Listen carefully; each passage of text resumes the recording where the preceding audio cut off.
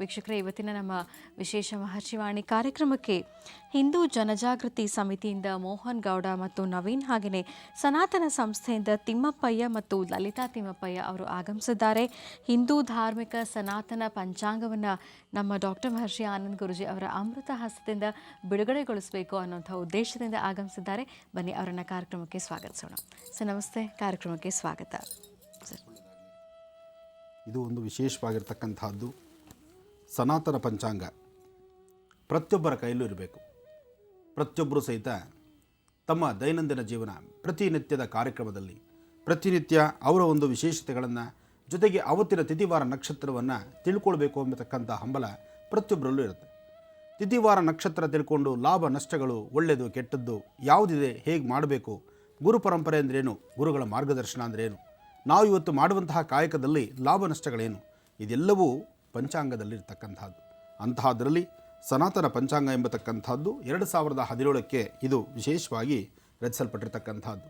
ಇದು ಪ್ರತಿಯೊಬ್ಬರ ಮೊಬೈಲಲ್ಲೂ ಸಹಿತ ಹಾಕ್ಕೊಳ್ಬೋದು. ಅದಕ್ಕಾಗಿ ಪಂಚಾಂಗವನ್ನು ಇವತ್ತು ನಾನು ಇಲ್ಲಿ ಬಿಡುಗಡೆ ಮಾಡ್ತಾ ಇದ್ದೇನೆ.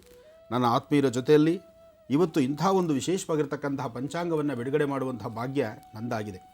ಇದರಲ್ಲಿ ದಿನದರ್ಶಿಕೆ ಇರ್ಬೋದು, ಹಬ್ಬ ಹರಿದಿನಗಳಾಗಿರ್ಬೋದು, ಅಥವಾ ಧರ್ಮ ರಕ್ಷಣೆ ಬಗ್ಗೆ ಆಗಲಿ, ಅಥವಾ ಸನಾತನ ಧರ್ಮ ಕುಂಕುಮ ಹಣೆಗೇನಕ್ಕೆ ಇಡಬೇಕು, ಹೂ ತಲೆಗೇನಕ್ಕೆ ಮುಡಿಬೇಕು, ತಲೆ ಬಾಚುವ ಸಮಯ ಯಾವುದು, ನಾವಿರಬೇಕಾದಂಥ ರೀತಿ ನೀತಿ ಏನು, ನಮ್ಮ ಧರ್ಮದಲ್ಲಿ ಏನು ಹೇಳಿದೆ, ಧರ್ಮ ಸಂಸ್ಥಾಪನೆ ಹೇಗೆ, ಧರ್ಮ ಹೇಗೆ ಉಳಿಸಬೇಕು, ಧರ್ಮ ರಕ್ಷಣೆ ಮಾಡುವಂಥ ವಿಧಿವಿಧಾನ ಏನು, ಇವೆಲ್ಲವನ್ನು ಸಹಿತ ಸವಿಸ್ತಾರವಾಗಿ ತಿಳಿಸಿದ್ದಾರೆ.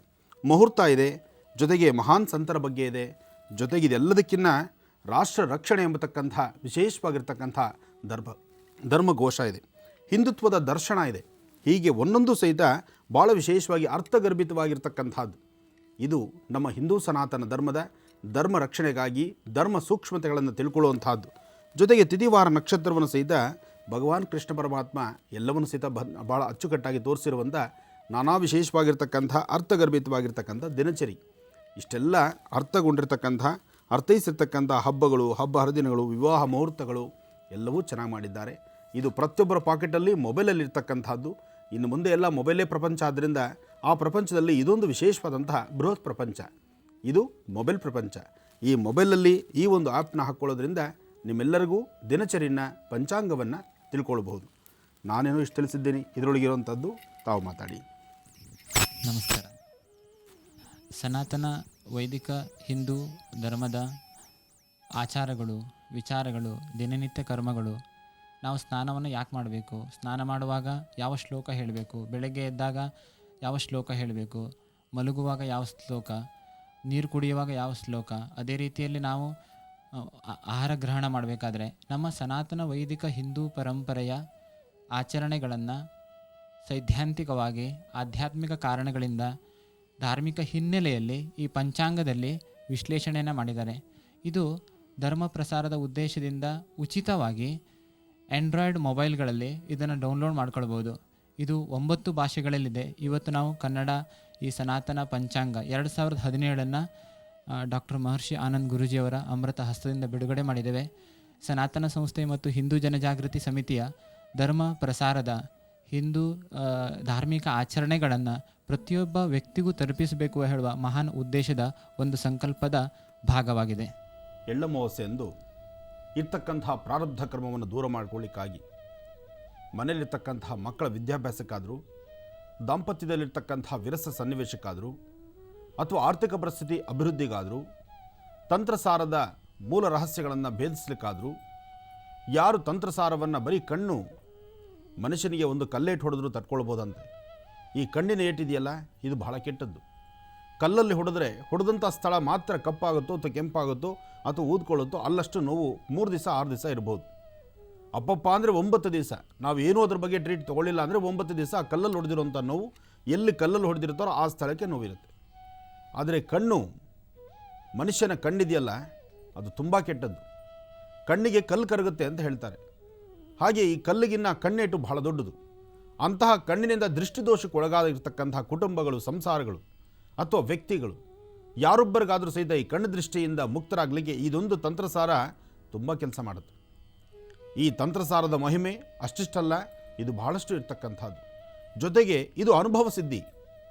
ಯಾವುದೇ ಒಂದು ತಂತ್ರಸಾರವನ್ನು ಮಹರ್ಷಿ ವಾಣಿಯಲ್ಲಿ ನಿಮ್ಮ ಮುಂದಿಡಬೇಕಾದ್ರೆ ಇದು ಸಾಕಷ್ಟು ಜನಗಳ ಮೇಲೆ ಪ್ರಯೋಗ ಆಗಿ ಆ ಪ್ರಯೋಗದಲ್ಲಿ ಕಾರ್ಯಸಿದ್ಧಿಯಾಗಿ ಒಳ್ಳೆಯ ಒಂದು ರಿಪೋರ್ಟ್ ಇದ್ದು ಒಳ್ಳೆಯ ರಿಸಲ್ಟ್ ಇದ್ದರೆ ಮಾತ್ರ ಅದು ಮಹರ್ಷಿ ವಾಣಿ ಕಾರ್ಯಕ್ರಮದಲ್ಲಿ ಪ್ರಸಾರ ಆಗುವಂಥದ್ದು.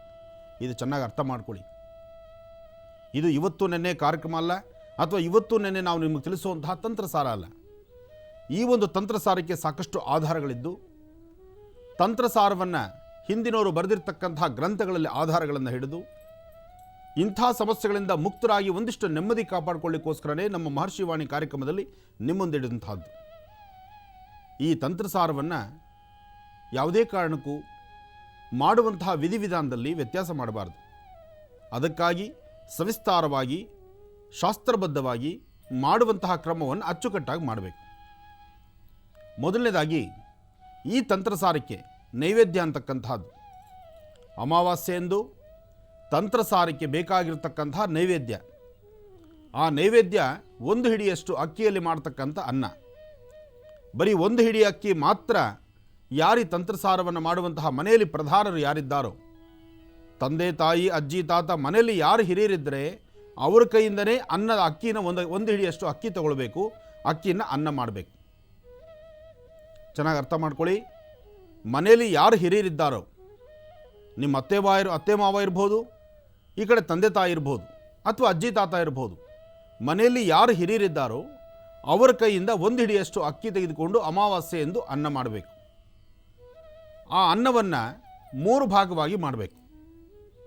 ಅನ್ನವನ್ನು 3 ಭಾಗ ಮಾಡಬೇಕು. ಆ 3 ಭಾಗದಲ್ಲಿ ಒಂದಕ್ಕೆ ಸ್ವಲ್ಪ ಮೊಸರು ಹಾಕಬೇಕು, ಇನ್ನೊಂದು ಭಾಗಕ್ಕೆ ಒಂದು ಸ್ವಲ್ಪ ಜೇನುತುಪ್ಪ ಹಾಕಬೇಕು,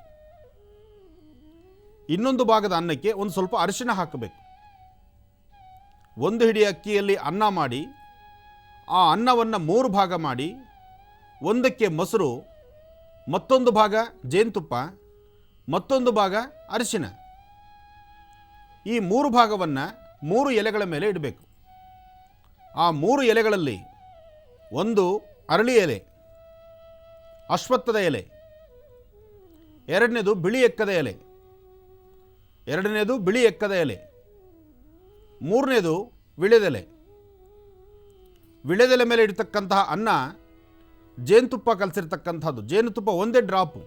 ಜೇನುತುಪ್ಪ ಕಲಿಸಬೇಕು ಅಂದರೆ 1/4 kg 2 kg ಅಷ್ಟು ತರಬೇಕಾದ ಅವಶ್ಯಕತೆ ಇಲ್ಲ. ಒಂದು 5 ml ಜೇನುತುಪ್ಪ ಇದ್ದರೆ ಅದರಲ್ಲಿ ಒಂದು 2-3 ಡ್ರಾಪ್ ಹಾಕಿದ್ರೆ ಸಾಕು. ಅಸಲು ಅನ್ನ ಮಾಡ್ತಕ್ಕಂಥದ್ದೇ 1 ಹಿಡಿ ಅಕ್ಕಿ ಅಷ್ಟು ಅನ್ನ, ಅಂದರೆ ಬಹುಶಃ ಇಷ್ಟು ಅನ್ನ. ಇದರಲ್ಲಿ 3 ಭಾಗ. ಆ 3ರಲ್ಲಿ ಒಂದು ಜೇನುತುಪ್ಪ, ಇನ್ನೊಂದು ಮೊಸರು, ಇನ್ನೊಂದು ಅರಿಶಿಣ. ಅರಿಶಿಣ ಮಿಶ್ರಿತವಾಗಿರ್ತಕ್ಕಂಥ ಅನ್ನವನ್ನು ಅಶ್ವತ್ಥದ ಎಲೆ ಮೇಲೆ, ಚೆನ್ನಾಗಿ ಅರ್ಥ ಮಾಡ್ಕೋಬೇಕು. ಅರಿಶಿಣ ಮಿಶ್ರಿತವಾದಂಥ ಅನ್ನ ಅರಳಿ ಎಲೆ ಮೇಲೆ, ಜೇನುತುಪ್ಪ ಮಿಶ್ರಿತವಾಗಿರ್ತಕ್ಕಂಥ ಅನ್ನ ವಿಳೆದೆಲೆ, ಮೊಸರು ಅನ್ನ ಮಿಶ್ರಿತವಾಗಿರ್ತಕ್ಕಂಥದ್ದು ಬಿಳಿ ಎಕ್ಕದ ಎಲೆ. ಇದು ನೈವೇದ್ಯಕ್ಕೆ ಬೇಕಾದಂಥ ಸಿದ್ಧತೆಗಳು ಇಷ್ಟ ಆಯಿತು. ಇನ್ನು ಇದಕ್ಕೆ ಬೇಕಾಗಿರ್ತಕ್ಕಂಥ ಸಾಮಗ್ರಿಗಳೇನು ಅದನ್ನು ಮುಂದಿನ ಭಾಗದಲ್ಲಿ ತಿಳಿಸ್ತೀನಿ, ಕೂತ್ಕೊಳ್ಳಿ. ಗುರುಜಿ, ಆಗಲೇ ಎಳ್ಳಮಾವಾಸ್ಯೆ ಅನುಷ್ಠಾನಕ್ಕೆ ನೈವೇದ್ಯಕ್ಕೆ ಏನೆಲ್ಲ ಬೇಕು ತಿಳಿಸ್ಕೊಟ್ರಿ. ಈಗ ಪಂಚಾಂಗ ಶ್ರವಣ ಮಾಡೋದಾ? ಖಂಡಿತಮ್ಮ. ನೈವೇದ್ಯಕ್ಕೆ ಬೇಕಾದಂತಹ ಪದಾರ್ಥವನ್ನು ತಾವೆಲ್ಲರೂ ಬರೆದಿದ್ದೀರಿ. ಇನ್ನೊಂದು ವಿಚಾರ ಹೇಳ್ತಿದ್ದೇನೆ. ಈ ಒಂದು ವಿಚಾರವನ್ನು ಸವಿಸ್ತಾರವಾಗಿ ತಿಳ್ಕೊಂಡು ಯಾರಿಗೆ ಇದರ ಬಗ್ಗೆ ಮಾಹಿತಿ ಸಿಕ್ಕಿಲ್ಲ ಅಥವಾ ಇದರ ಬಗ್ಗೆ ಸಂಪೂರ್ಣವಾದಂಥ ಮಾಹಿತಿಯಲ್ಲಿ ಎಲ್ಲೋ ಸ್ವಲ್ಪ ಗೊಂದಲಗಳಿದೆ ಅಂತಹವರು ನಿಮ್ಮ ಅಕ್ಕಪಕ್ಕ ಮನೆಗಳಲ್ಲಿ ಯಾರು ಇದನ್ನು ಬರೆದಿಟ್ಕೊಂಡಿದ್ದಾರೆ ಅವರಿಂದ ಮಾಹಿತಿ ತಗೊಳ್ಳಿ. ಅಥವಾ ನಿಮಗೆ ಇದು ಅರ್ಥವಾಗಲಿಲ್ಲ, ಅವರು ಯಾರೂ ಸಿಗಲಿಲ್ಲ, ಅಥವಾ ನಿಮ್ಮ ಭಾಗಗಳಲ್ಲಿ ಕರೆಂಟ್ ಪ್ರಾಬ್ಲಮ್ ಇದೆ, ಅಥವಾ ಏನೋ ಕೇಬಲಲ್ಲಿ ಅದೊಂದು ಸಮಸ್ಯೆ ಇದೆ, ಇಂಥದ್ದು ಏನಾದರೂ ನಿಮ್ಮ ಗಮನದಲ್ಲಿದ್ದು ನಿಮಗೆ ಇದರ ಬಗ್ಗೆ ಮಾಹಿತಿ ಬೇಕು ಅಂದಲ್ಲಿ ಇದನ್ನು ವೆಬ್ಸೈಟಲ್ಲಿ ಸಹಿತ ನೀವು ತಗೊಳ್ಬಹುದು. ವೆಬ್ಸೈಟ್ದು ಐಡಿಯಾ ನಂತರ ಆಮೇಲೆ ಕೊಡ್ತೀನಿ, ಅಲ್ಲೂ ನೀವು ತಗೊಳ್ಬೋದು. ಆದರೆ ಬರ್ತಕ್ಕಂತಹ ಅಮಾವಾಸ್ಯೆಯೆಂದು ಮಾಡುವಂತಹ ಈ ಕೈಂಕರ್ಯದಿಂದ ಸಂಕ್ರಮಣ ಎಂಬತಕ್ಕಂಥದ್ದು ಮಕರ ಸಂಕ್ರಾಂತಿಯೆಂದು ಸಂಪೂರ್ಣವಾದಂತಹ ರೀತಿ ಈ ಒಂದು ಕಾರ್ಯಕ್ರಮದಿಂದ, ಅಂದರೆ ಅಮಾವಾಸ್ಯೆಯೆಂದು ಮಾಡುವಂತಹ ಈ ಕೈಂಕರ್ಯದಲ್ಲಿ ಸಂಕ್ರಾಂತಿಯೆಂದು ಎಂತಹ ಸಮಸ್ಯೆಗಳಿದ್ರೂ ಸಹ ದೂರ ಆಗಬೇಕು. ಸಂಕ್ರಮಣ ಮುಗಿದ ತಕ್ಷಣ ಬೆಳಕಿನ ದಿನಗಳನ್ನು ಪ್ರತಿಯೊಬ್ಬರ ವಾಸ್ತುಗೋದಲ್ಲೂ ನೆಮ್ಮದಿಯಿಂದ ನೋಡಬೇಕು.